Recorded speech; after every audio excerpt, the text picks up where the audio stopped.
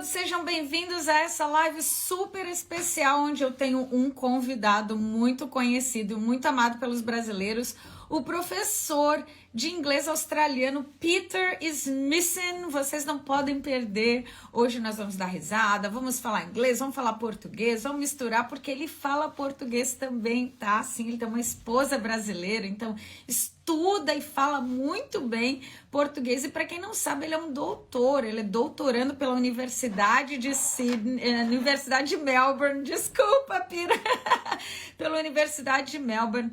E ele tem como meta, gente, ajudar a todos que querem melhorar a pronúncia, né?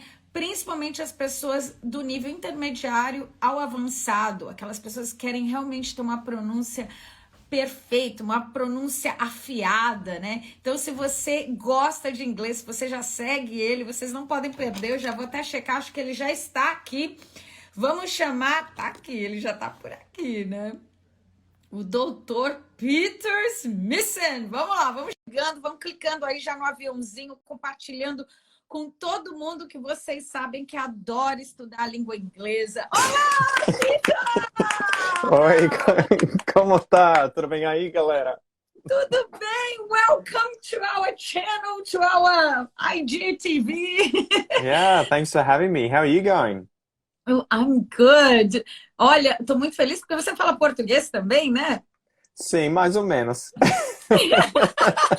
Vamos ver, vocês podem... Como? Sabe o que eu vou fazer? Eu Vai vou lá. falar que eu também falo mais ou menos inglês, né? Porque daí Exatamente. a expectativa é menor, né? I'm Exatamente, exatamente. Yeah. Você pode falar, só um pouco, e depois você pode fazer muito That's mais, right. né? I'm gonna say to you that my English is just, not so good. So. Expectations will be really low. But, pronunciations is always a problem. Even when Man, we have... I have a story for you already. I've been learning Portuguese with my wife for probably... How long? We've been together 3 years now. So I've probably been learning Portuguese for 4 years. I did jiu-jitsu and then I met Brazilians and I was interested, but then I met my wife. And I only worked out the other day, I was like, Kel, vocês falam inha or inha? Because I was saying inha, like that, yeah. And she's like, oh, it's nya. For 4 years, I was mispronouncing that NH word, and no one ever said anything. Don't worry, you did well, because I only Lessons. started to improve my pronunciation when my children started to correct me, because my husband never did. So it took me a long time doing a lot of mistakes, unfortunately. Well, it's kind of rude though, right? You get to that level where people can understand and they don't want to be like, nah, technically you should say it like this. So, but the children just don't care. They're like, Mom, you sound like an idiot. Dad, you sound like an idiot. Stop it. You're like... Você sabia, eu vou falar um pouquinho português, um pouco inglês para misturar para vocês, né? Porque o Peter também vai praticar um pouco do português dele aqui e vai ser muito bom para vocês conhecerem ele, esse professor incrível australiano que, gente, o incrível das aulas dele não é só como é afiado, como ele ensina o som das pronúncias, mas como você aprende sobre a história da Austrália, sobre os current affairs, né, que a gente chama, que é o dia a dia, o que está acontecendo na Austrália. E você tem um humor incrível. Então, todos vocês que estão aqui, começa a clicar aí no aviãozinho, compartilhar com todo mundo que ama a Austrália, porque se você ama a Austrália, você tem que seguir o Peter. Porque é incrível, eu aprendo muito com ele também, porque ele ensina muitas coisas. Ontem eu estava assistindo a sua aula sobre o mob, Yeah. the amount of people, the Aboriginal people might say, my mob belong to this area or the area, or just a mob as a bunch of kangaroos, Isso foi como galera, né, em português. Quando eu aprendi isso, eu tava pensando, galera, isso não quer dizer um grupo de pessoas assistindo, sei lá, música ou alguma coisa, like um grupo dentro de um teatro ou alguma coisa. E minha esposa falou, sim, quer dizer isso, mas usamos isso para falar com um grupo de pessoas. Mesma coisa em inglês australiano, usamos a mob, que quer dizer um grupo de canguru, mob. Sim. Um Incrível. grupo de pessoas violentas, né? Também um mob of people. Nossa, a tua concordância gramatical é perfeita, Peter, em português. Não Uau! fala isso porque eu vou fazer bastante erros. Muito bom mesmo. Me diz uma coisa. Let's talk about most specifically about the Brazilians' pronunciations, right? Yeah. Because I always have this difficulty to explain to people that there is a difference between you have an accent and you have a pronunciation problem. Like, as you can hear me, I have a very strong accent, but I try so hard to still have a good pronunciation, but my accent doesn't go away. So do you see that difference, or this is something that I created to excuse myself? I don't know about that. I think you're right though. I think you're right where you should be most concerned about your pronunciation and being able to clearly communicate with people in English. I mean, they kind of blend together. It's hard to sort of separate them completely because if I use pronunciation in Australian English, I mean, I had slowly develop an accent that's slightly Australian or at least influenced by Australian English. And if I go and speak to Americans, they may find it difficult or confusing the same way they would with me. So they are kind of connected, but I would always say don't necessarily focus too much on perfecting an accent. You're not a spy. You don't need it. Your life doesn't depend on pretending to be an Australian. Like I'm my accent, I'm sort of, or my pronunciation, I base on my wife, who is from Maranhão, and I have like these, I guess, mannerisms and pronunciation things that are sort of north easterners, like ihajashu, and saying like falar instead of falar. But I would say focus on pronunciation. First and foremost, you just want to be understood. You want to be able to communicate. So usually it means focusing on just nailing the sounds, like the TH. You know, in Australian English, maybe the fact that we use non-rhotic English, where we don't say the R sound unless it's followed by a vowel. Those sorts of things I would focus on more so than necessarily trying to perfect an accent. But some people want to go down that road. Some people love really trying to work on an accent. I would say, though, you know, it's probably better to get good pronunciation first, you know, nail the sounds, get as close to perfect as possible, but then bring in the mannerisms, the slang, you know, the expressions that we use locally. Like my wife was saying today, you know, você tem que falar erradiacho, elas vão gostar demais disso, porque quer dizer que você sabe os nordestinos, etc. And I was like, fine, it's all good, I will. But things like that make me fit in. Eu sinto como se eu fossem parte dessa parte do Brasil, mesmo se eu nunca fui lá. So those sorts of slang terms, mannerisms, the culture, everything like that it's more important than trying to get a perfect accent. At least that's what I think, and that's what I try and do. I agree. I always talk to my followers here, meus seguidores, eu sempre falo, não se preocupem com acento. O acento vai fazer parte da sua raiz, né? Sim. E é muito difícil de tirar. Então, polish, né? Continue polindo a tua pronúncia. Exactly. Que a tua pronúncia que faz... I always was worried when I'm talking with somebody and they are leaning towards me. If they're leaning, I'm like, oh, my accent must be so strong. Speak up, louder. Yeah, no, I don't need, because I have a megaphone implanted on me, as you can see. So it's not a matter of volume. It's a matter I need to get you to talk to my wife. She's the opposite. She's like, are you deaf? Are you deaf? Tá surdo? And I'm always like, no, you speak so quietly. Like, bring it up. No, yeah, I'm totally opposite, definitely. Can you see? There is a megaphone right here, look. Yeah. It's implanted on me. It came from the factory. But it is one way also that for us to see when we are not so well understood, if people are Yes. trying to leaning, or if they're clenching their eyes. But Then you the think, thing to remember there too is that that happens to me sometimes. You know, so I mean, not necessarily with other Australians, but if I come across someone from America or Britain and I use slang terms or I pronounce something, I think, what was a good example? Oh, my mother went to America and she went into a store and was trying to buy yogurt, right? She was like, "Can I get some yogurt?" yogurt. And the woman was like, "Sorry, what did you say?" And she's like, "Yogurt." Yogurt, like yogurt. And the woman, after about 2 minutes, was like, "Oh, you mean yogurt?" And my mom's just like, so That's what it I happens. said. It happens with us as well, with native speakers. I'm sure it's the same in Portuguese, right? What did my wife say? She said an expression the other day that was like, no tempo do bronca, no tempo do bronca, which meant like way back in the day. And she said that to a sapalista, and they were like, "What? What are you saying?" And they had that, situation as well. So it's common. Excelente. Guys, sim, nós vamos deixar essa live salva e provavelmente eu vou mandar editá-la e vou colocá-la no YouTube também, tá bom? Daí vocês podem compartilhar My bastante. wife's correcting me.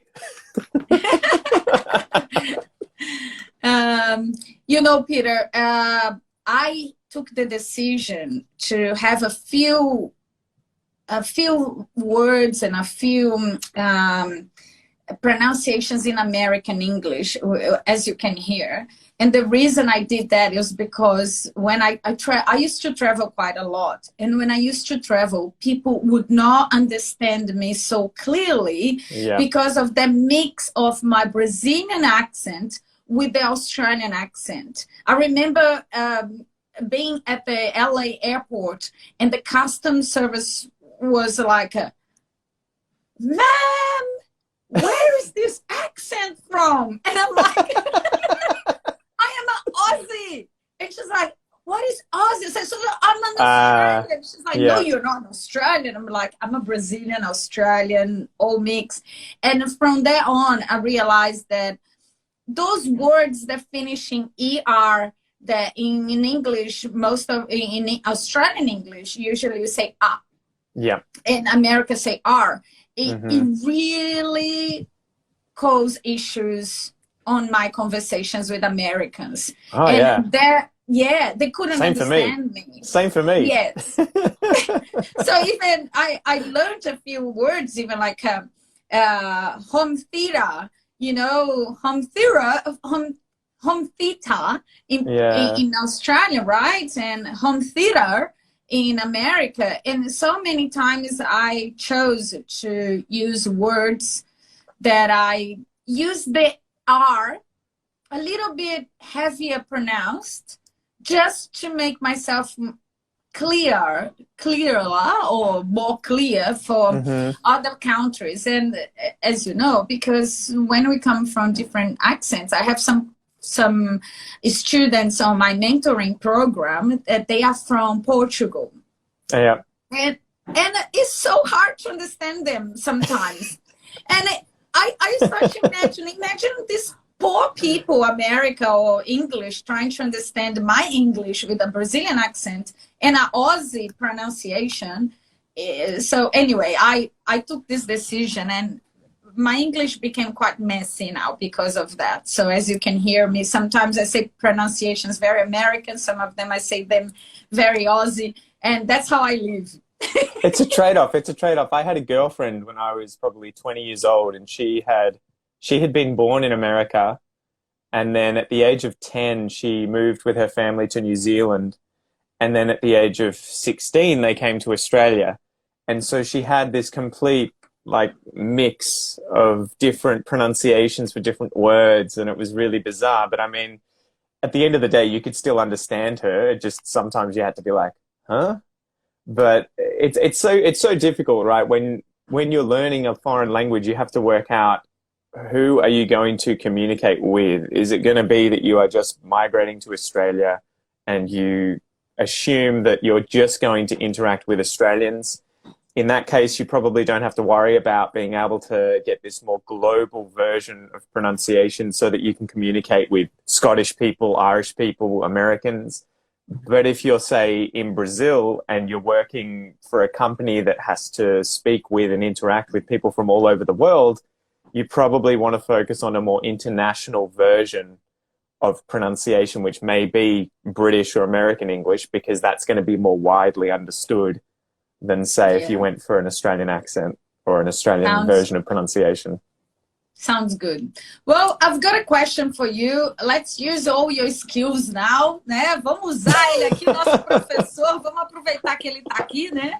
E vamos pedir uma aulinha para ele. That's okay, Peter? Can you teach us a lesson today for us? Because we have a lot of pronunciation mistakes. They are very common between Brazilians. So having a Brazilian wife, I'm sure you have recognized them very easily. Would you give us 3 of the most common Brazilians mistakes, the pronunciation mistakes that Brazilians make? Well, firstly, I better say that my wife does everything perfectly. She has the best pronunciation ever. So there you go. So she's watching now. So all right. So she doesn't make any of these mistakes, but I'll try and think. I think the first one that's most obvious is the TH sound, right? And getting that correct. I think that's probably, that's like the gringo version of in Portuguese, right? Where we find that so difficult. So the TH, it sounds weird when you don't have that in your language, but trust me, it's worth learning and it sounds natural in English when you use it. There's 2 versions of it, and I kind of teach it by saying you've got to make a teeth and tongue sandwich.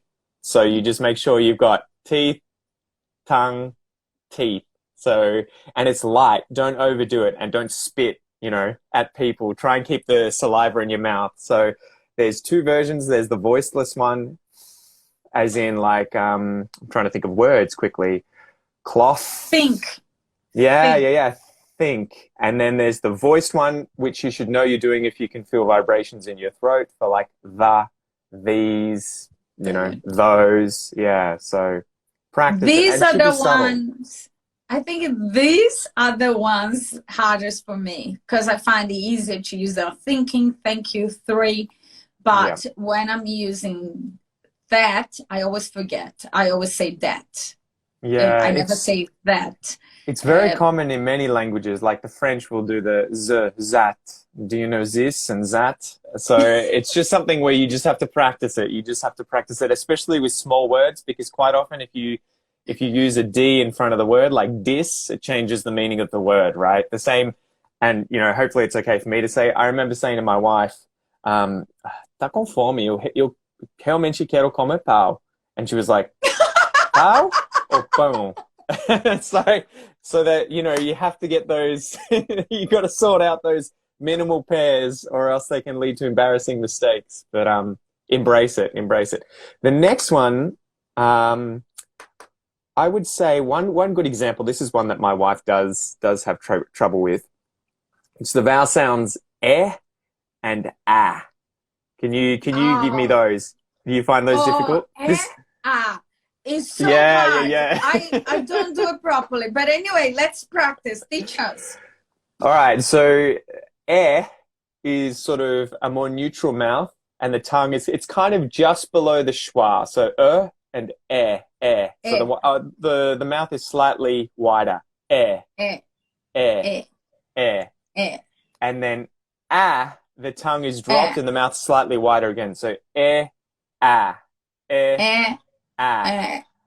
It's difficult. So, for instance, 2 words could be bread, like bon, bread. That's the bread. Head, and then you've got that's it. What else is there? Ted. Head. And then the other versions would be Brad, like the name Bradley. Brad. Yeah, so my wife kept calling our... Did I say? No, Brad. Yeah, you got it. My wife kept calling our old housemate Bread instead of Brad. And so that's like the name of my husband's best friend, which we see him all the time. And so many times he laughed at me saying, Marcia, I'm not bread. I'm a bread. And I have to think to say it's not natural at all. And I have been speaking English for 22 years, guys. It's difficult. It's difficult. When you want to really polish well, is hard.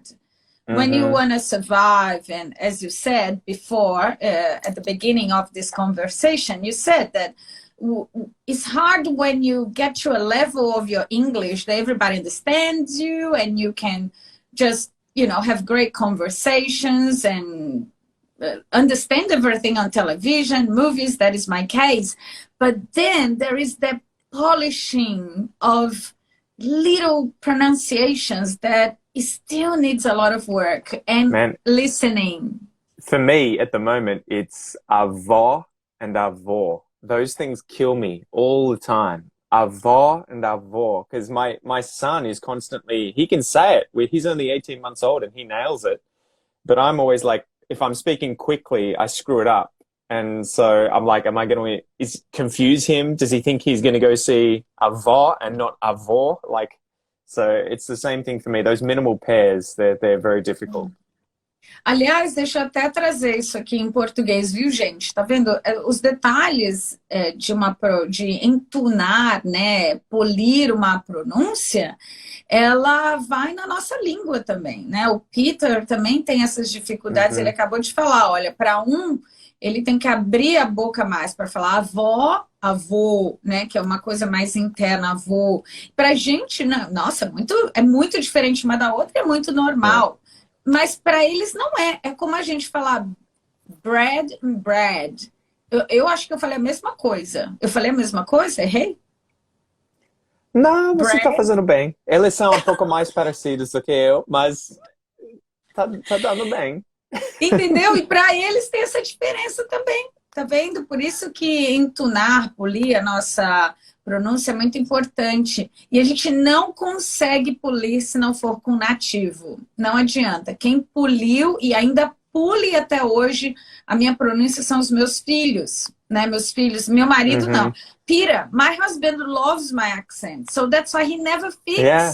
He never corrects me. And I'm like, how can you leave me like 5, 6 years speaking so wrong? It's like, it's so cute, Marcia, so sexy. And I'm like, no. That's exactly what my wife says to me about my Portuguese. And I'm like, no, I don't want to be, I don't want to be what's the Colombian woman from that TV show in America? I'm like, Sophia, whatever her name is. Yes. I don't want to be her. I don't want to be that sort of cute and funny character.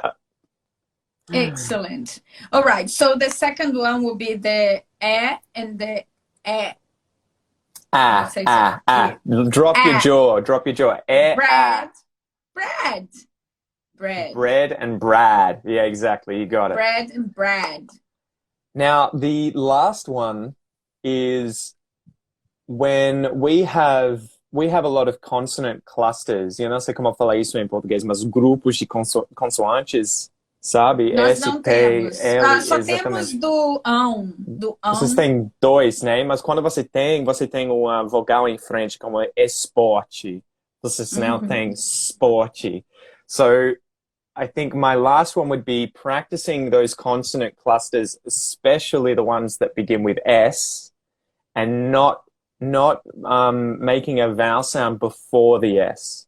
So saying things like sport, snake. Yeah, that is a very common one for both Brazilian Portuguese, Portuguese speakers and Spanish speakers. They do the snake, sport. So it's training yourself not to do that and getting used to sp or sn or sl. Snail, snake, snare. Wonderful. And a good example is because, for instance, in English you can say specially, meaning it's kind of, I'd have to look this up to find it, but like I made this present specially for you. It's like it's a special thing, but especially changes the meaning. Yes. And so especially would be more like I made this thing just for you, only for you, especially for you. So that's why there's little changes in the meaning of words. It's because especially it comes from the word specifically for you, isn't it? It doesn't come from the word Specifically. special. I'm not sure. You might be right, but yeah, it could be. Yeah. Or maybe the meaning is more specifically for you. Exactly. Anyway, now I'm going to tell you what I think are the most common mistakes of Brazilians, maybe all based on my own experience. Uh-oh. Are you guys taking notes? Yes. Okay, everybody taking notes. I think the two. Yes. Two, you know, I think this is so... the Brazilian, the Portuguese has, of course, different pronunciations, depends where we come from. But most of the states in Brazil use the T as a ch sound, or the D. They use the sound as G, which for Australians or English speakers sounds like a D, J, I, G, you know, D, right? So Giju, GJ, teacher, I guess, you know, instead of saying teacher. And I realized that the Portuguese language is a little bit heavy, and I realized how light the English is. Is a way of me to visualize. I'm a very visual learner. So I feel that if I put textures or if I start to see things in different ways, it makes me learn faster. So one of the ways I see is there are a lot of heavy sounds in Portuguese to speak Portuguese very well. And I have to cut all this heaviness and make a very light sounds to create the best pronunciations, like to you and not to you. Did you and not did you. Did you sounds so light and fluffy, you know. It's funny, I never obviously learnt English as a foreign language, so I have no real understanding of the textures and how it feels in comparison. But I guess I have Portuguese, and it's definitely more sing-songy, right? You guys are... I think English speakers are much more like Spanish speakers, but you guys are up and down, like, you know, quero fazer isso, like it's really interesting how those differences occur. Yeah, and this is another thing too. Great, let's talk about that. Since you're a doctor, you know, I'm gonna in biology. You, you know.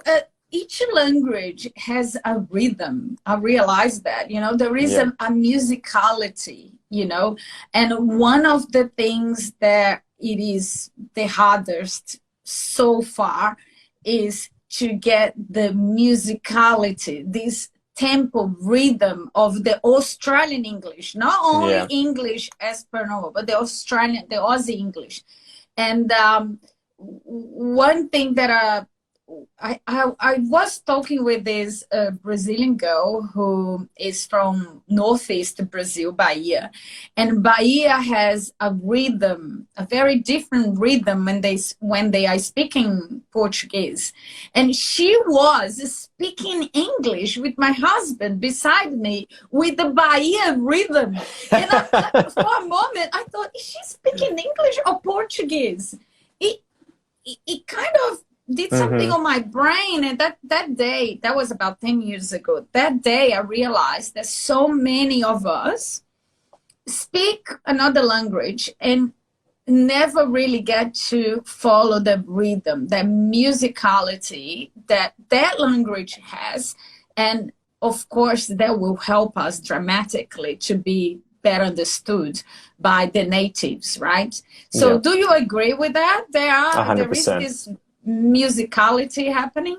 It was so difficult for me to get used to Portuguese because you guys, it sounds strange. If I were to apply the same tonality and music to English, I would look like an idiot, right? People would be like, this is so weird, you know, like, but then I remember if I don't apply it when I'm speaking Portuguese, I look like an idiot. So I had to get used to, one of the things I remember was saying something like learning também and saying that properly with that kind of like, eu quero fazer também, like learning those sort of little inflections and everything. So I think the first step is becoming aware that there's differences between the two, you know, the language you speak and the language you're learning, paying attention to it, and then trying to copy it like you're practicing acting or something. I try and do that with TV shows. My wife will say certain things and I'll be like, ooh, I can use it, and I'll try and do that. So you have to kind of be, I don't know if you can say this in Portuguese, but it's like macaco vê, macaco faz, like monkey see, monkey do. You just copy, right? And then eventually it becomes internalized, and, you know, you kind of just absorb it naturally. So Yes, it is something to pay attention to. It's important. But Australian English is hard because we have so many different, I guess it depends on which version. You know, there's a lot of different accents, so you can get that nasally accent, and there'll be people with upspeak where at the end of every sentence they'll lift the last word that they're saying, and you're kind of like, are you asking a question or are you just saying things? We do that when we list things. So like I went to the shops, and then I went to the beach, and then I did this, and then I did this. And so you have to learn the up, down kind of pattern. Excellent. And I think that's why I love to listen to you, because my husband has a really good Aussie English like yours. It's a really good Aussie English. It's not Aussie English that has this regional accent or has this cultural accent. As you know, here in Sydney, probably Melbourne. By the way, Peter lives in Melbourne, and I live in Sydney. So we do have also pockets in the city that speaks with different accents, and Australians give them even nicknames. There, some of them I'm not going to say here because people feel offended. I'm sure it's the same in Portuguese, right? You guys have all sorts of slang terms and nicknames. And the bogans and all of that they have different accents, and it's so interesting because if I'm speaking with somebody who lives in the West End, and if they are Australians born here, but they come from an Arabic background, I know how they speak. They speak different. Yeah. They have a different accent. And I actually would like to mention that I grew up in São Paulo, and I spent about 4 years living in a suburb called Moca. And Moca is packed with Brazilians that come from Italian families background, but they are Brazilians. But they speak with a sound like Italian when they are talking Portuguese. So we straight away, we recognize where they come from, where they live, which suburb. And it's important for you guys to know this happened as well in Australia, here in Sydney. In Melbourne, do you recognize the Greek people? I think it's kind of an interesting thing, especially in Melbourne. There's definitely a large Greek community, Middle Eastern community, Italian community, and then there's Vietnamese and a lot of the other Asian cultures now. They have largely, because they were living in similar places in Melbourne, they largely have the WOG accent. And that's funny. It was originally a very sort of horrible term, but then they kind of embraced it to mean themselves, and they use it all the time. And so now it's pretty common. You'll see movies called Wog Boy, and, you know, there's TV shows and everything. But yeah, so they all have a similar accent. And I think it's just tribalism. It's just about being in the group. And so they want to sound similar to one another. And so I think it's the same with you know, Brazil, to be exactly the same with you Paulistas versus Cariocas. You know, you guys tend to want to sort of stick together. But I bet as soon as you go overseas and you meet other Brazilians, you kind of get a more neutral version of Portuguese, as opposed to if you were in the middle of Sao Paulo speaking with friends.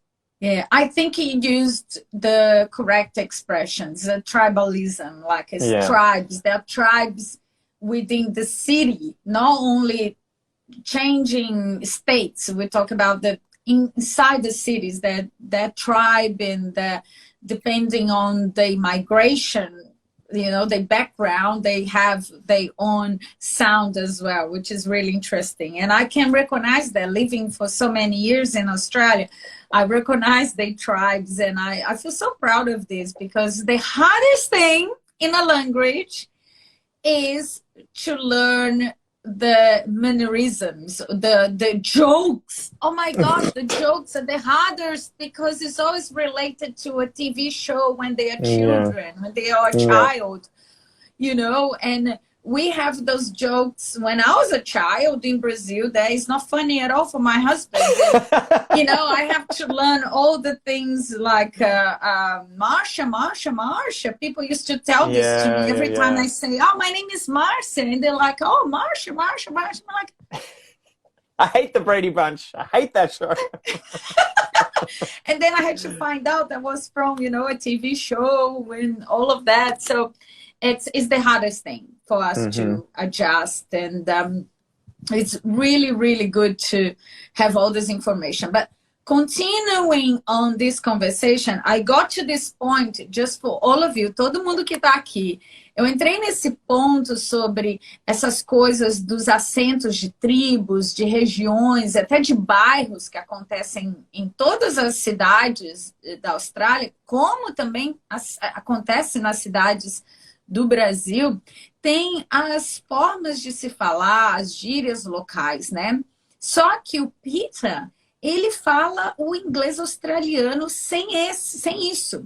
Então é maravilhoso, porque os australianos muito bem educados, né? Eles falam como o Peter fala. E o meu marido fala assim também. Então você consegue aprender o australiano real. E aí você vai conviver com o australiano que tem a sua tribo, e provavelmente você vai ter dificuldades. E é por isso que muitos de vocês falam, nossa, às vezes eu falo com um australiano do meu trabalho, eu não entendo nada, porque talvez ele tenha essa influência dessa tribo, da onde ele vive, do bairro que ele mora. Às vezes é uma linguagem do pessoal da área de construção, também tem um jeito diferente de falar, porque é de uma outra tribo, né? Então, gente, aprendam inglês com o Peter, porque o inglês dele é impecável. I love hearing when you speak English, because it's so good. And there are a lot of Australians that speak like you, but it's not the majority, of course. And that's why many people complain that they find it hard to understand Aussie English. But it's because a lot of Australians don't speak very well, just like Brazilians don't speak very well Portuguese. É muito importante também para falar que você precisa assistir ou consumir muitas coisas de vários locais em Austrália também. Séries com as pessoas de raças diferentes, etc., com sotaques diferentes, porque isso é como você pode crescer ou criar mais confiança quando você está falando com alguém em inglês australiano ou qualquer outra língua, né? Porque se você só pratica um sotaque, você vai encontrar outras pessoas na rua ou em outras situações e vai ficar muito mais difícil se você não tem experiência com esse sotaque. Neste momento, eu estou assistindo cada dia, eu estou tentando de novo, eu fiz isso no passado, estou tentando assistir a Globo Rural. Não porque eu gosto muito das fazendas, mas você pode aprender geografia do Brasil e também você pode ouvir sotaques diferentes, cada vez diferentes, de locais muitos diferentes, com pessoas que não abrem a boca, que são velhos, que são jovens. Então, tenta assistir esse tipo de coisa de vez em quando para experimentar muito mais diversidade da Austrália. Sim. Vocês pediram aqui o Instagram do Peter, eu já coloquei aqui embaixo, desculpa que eu não tinha posto antes. Oh, tudo bem. Peter, tudo bem. Did I spell correct your name? Smissen? Yes, you nailed it. Smissen. Smissen. Smissen. You got it. You nailed it. Yay! I pronounced go. it correctly.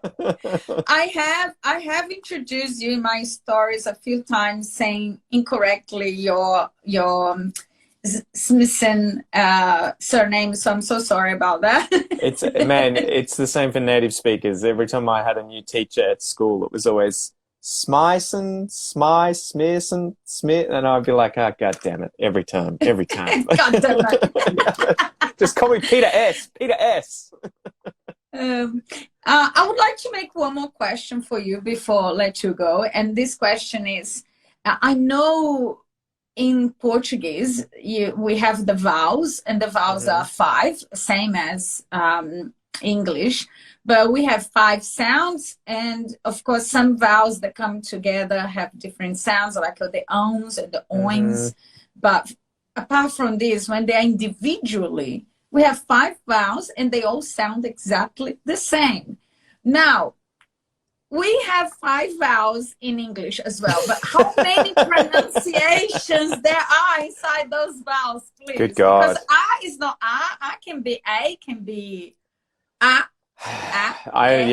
I think I just need to apologize for our spelling. The beautiful thing about Australian English spelling, the beautiful thing about it is that you can see a word and pretty much know what it means or what it's related to, even if the pronunciation changes, right? Because we've kept the old spelling. So that's why you'll end up with these weird multiple vowels, and the sound is like or something instead of, like beautiful or something like that. So it's different from Portuguese, where we've kept the pronunciation from the languages that those words came from, things like Norse and French and Old English.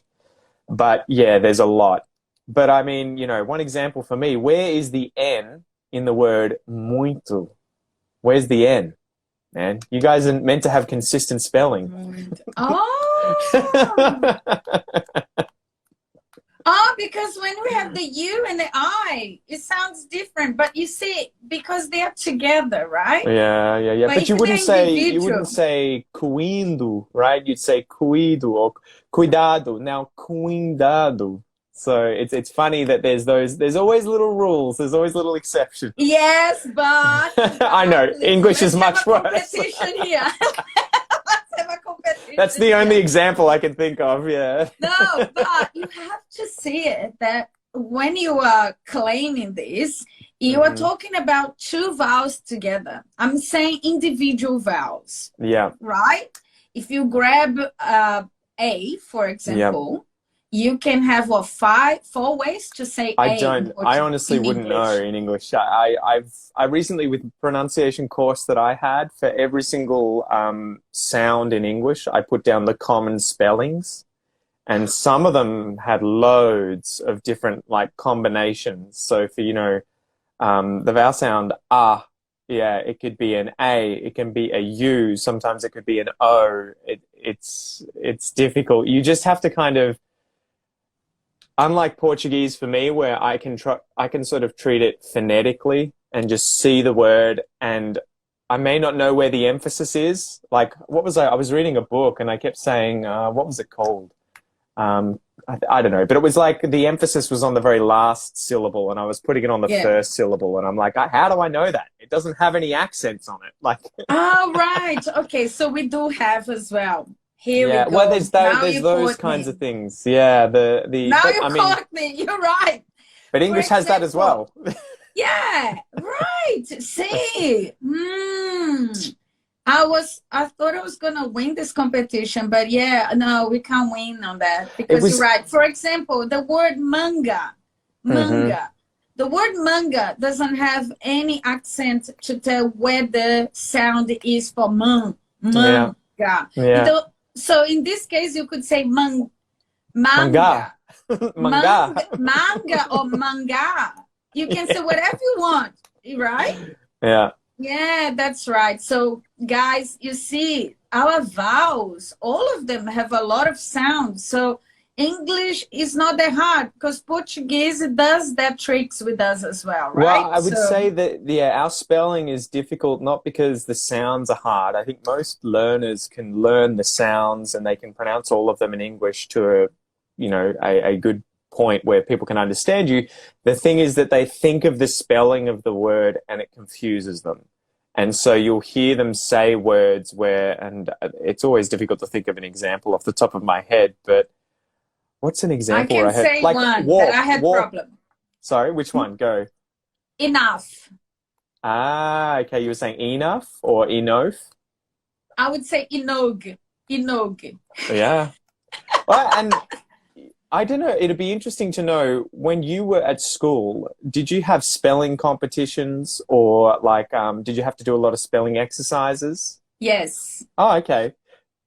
Because in English, when Because I was doing it, we did all the time, and it was really difficult for certain words, especially long words, because you don't know when there's a schwa sound in a word, what's the vowel? Is it an E, I, A, O, U? Is it a combination? And so English spelling as yes. children is very difficult. But you see, there is one thing easy about Portuguese is the spelling. Yeah, Because the way you say is the way you write. And exactly. so it's so much so that if somebody write things for you and there are mistakes, spelling mistakes, it's very serious for us. It's kind of like, this person maybe didn't go to school, didn't have education. For us, it's a serious issue, is spelling wrong. Except if you do wrong N for M and things like that, that's okay. But out of that, there's no way you can do a mistake writing in Portuguese, because the way you sound is the way you write.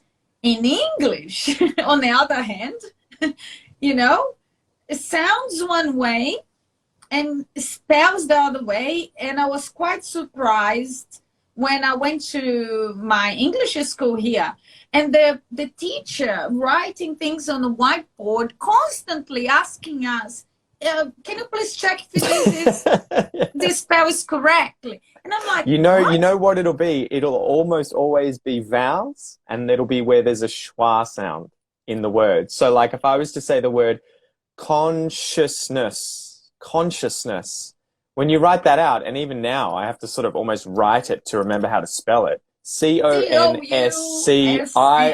Yeah, so the schwa sound is IOU, and you have to kind of think, you have to picture the word.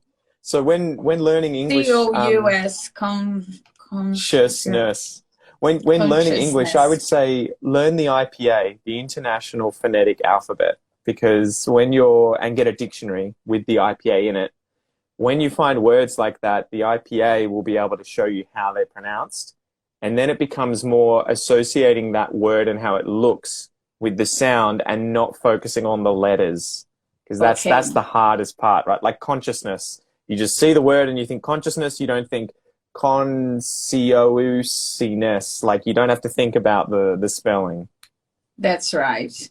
And this was one thing that I used to complain about the teacher. For me, it was like culturally inconceivable that a teacher wouldn't know how to spell a word, until I started to really understand the culture of the language and the difficulties of the spelling. And I realized everybody does that, because it is confusing. It's not as easy in black and white as in Portuguese. So a lot of Brazilians will complain and say, oh, we're going to go to the school to learn English in Australia, and they don't know things grammatically properly. Grammatically, things are not so heavily important in the English language.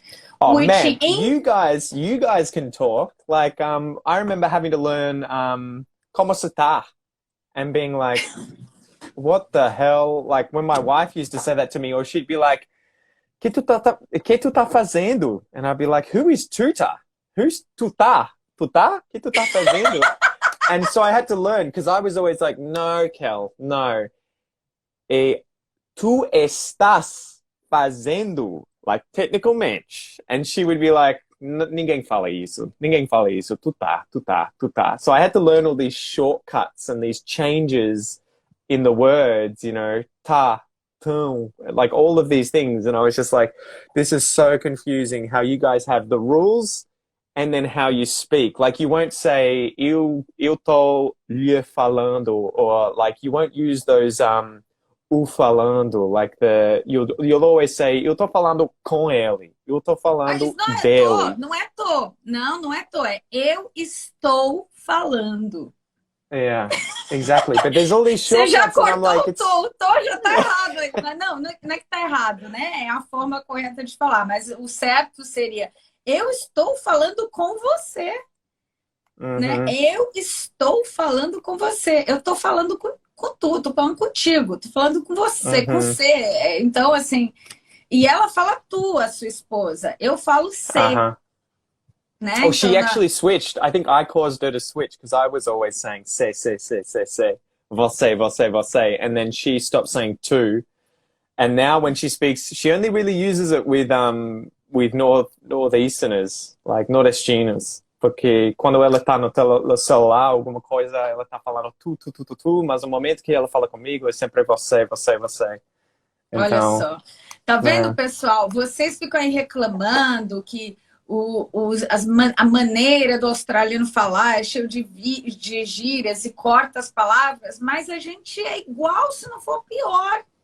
Então, olha a dificuldade do Peter em aprender o português com esse. Não é a palavra, não é o verbo estou, é a palavra tô, não é a palavra você, é Uhum. ser, né? As E é em expressões que vocês todas, usam. em Ela todas fala, as sai de mim, sai de falas. mim, sai de mim, sai de mim. And I'll be like, o que você quer dizer? Eu não tô dentro de você. Sai de você. Não agora, Like, que né? isso? Não nesse momento. Not right now, but... But I remember those sorts of situations and I'm like, I don't understand. And then I have to, é regional. Nós usamos isso em Maranhão. Então, like, é radiacho. Eu ouvi isso muito tempo Eita, antes de diabo! saber. Yeah, que foi eita diabo. Because I was like, que é diacho? Quem é? Uma pessoa? Diacho? Quem é? Ai, Pira, deixa eu fazer uma coisa. Vamos fazer uma foto junto? Assim, ó, você Yeah, vem sem na tela problemas. para fazer a capa. Vai ser metade de I've got baixo red e eyes. metade I'm like, eu. eu tava chorando Isso. um pouco Não, por eu vou causa do aparecer os humor. olhos até aqui. And you're Ah, gonna tá be bom. coming Assim, from ó. halfway. All right, so come a bit forward. Can you move forward, please? Yeah, Can yeah, you yeah. please move? How Yeah, close? yeah. Cool. Wait, we got it. Oh, stop. Don't move, please. Don't move. Oh my gosh, it's so hard. Okay, I'm taking a photo. That's us. Hey, don't move one more, just in case. Right. This one is going to be the cover of this live. Que legal. Peter, I just want to thank you so much. Thank you for inspire us to keep improving on our language. Thank you for all the information you teach us about Australia. Thank you for being this amazing Aussie guy that really help us migrants who needs people like you to invest on us, and you do so well. Guys, if you want to learn from Peter, follow him on Instagram. He also have incredible courses online. They are so affordable. Like you are doing a favor for migrants to buy course from you, because the courses are very affordable. It's not expensive. Então, pessoal, sigam o Pira, porque ele é um professor incrível. Eu não conheço ninguém que dá aulas de inglês tão belamente como ele, tão detalhado, assim, que realmente vai te ajudar muito. Sigam eles siga eles no Instagram dele. Ele também tem aulas, tá? Ele tem cursos online, gente, que não é caro de jeito nenhum. Vocês podem comprar o curso dele e ele ser o seu professor online. Inclusive, I want to thank you as well for coming on board with me in my mentoring program. My students love your work too. Yay. And I hope all of them will eventually become your students as well, to take the most of what you offer in your courses, because they are really good. So thank you so much. Thank you. My pleasure. Thank you so much. It's been so much fun, and we have to do it again. Yes, let's do it again. You should come back here every month. Actually, quem gosta aqui do Pira, põe aí. Pira, vem todo mês na live da Márcia. Vamos ver se a gente consegue ele vir aqui todo mês dar aulinha pra gente, né, numa live. Coloca aí, hashtag Volta Peter. Hashtag volta Peter. Vamos, todo mundo escrevendo aí. Hashtag Muito obrigado, volta, Peter. gente. Muito obrigado. Eu vou deixar a live salva e depois vou colocar também no Instagram, no YouTube, tá bom? Um beijo, pessoal. Obrigado pela sua participação. Obrigada, Pira. Dá um abraço na Raquel. Beijo na Raquel. Vou fazer. Até mais tarde. Hashtag volta, Pira. Tchau. Tchau.